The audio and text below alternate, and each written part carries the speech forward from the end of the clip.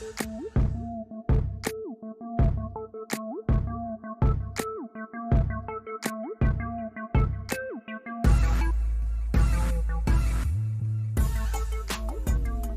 deadlift starts off similar for the barbell and the trap bar. You have your lats engaged, knees bend, flat back.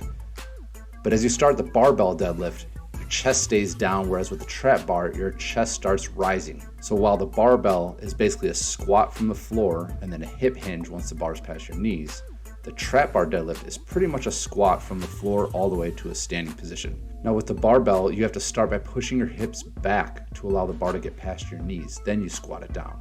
Whereas with the trap bar deadlift, you can just squat straight down because the bar doesn't have to travel past your knees. Foot placement is personal preference. You can do shoulder width or hip width. I like to keep a narrow stance with toes pointed slightly out. You can grab the handles in the high position or in the low position. The lower position will be much harder. You'll have to use lighter weight, but you'll get a deeper squat. It'll be harder on your knees and your quads. Be sure to take a deep breath and hold it and brace your core before each rep. Each rep is starting from the floor. There's a big breath, hold, brace, squeeze the lats. Squeezing the lats makes sure that the bar stays over your midfoot and it doesn't travel forward. It also helps keep a flat, strong back.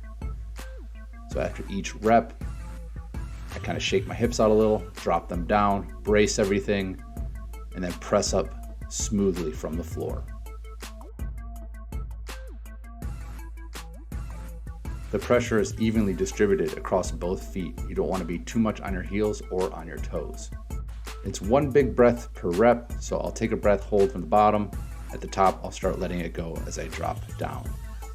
There's no need to squeeze your glutes or anything at the top. You don't want to hyperextend and let the weight get behind you.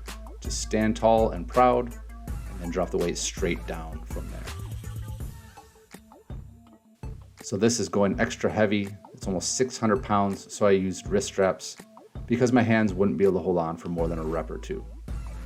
So I wrap the strap around each handle, make sure it's secure and tight.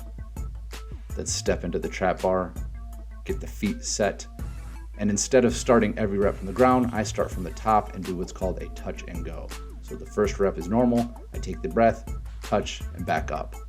This actually mimics more of what you do when you would jump. You would kind of load your legs and then explode up. So I like to do this style, touch and go, with heavier weights, and with lighter weights, I'll do more of the pause from the floor and reset each rep. And please note, this is a touch and go, not a bounce hard off the floor.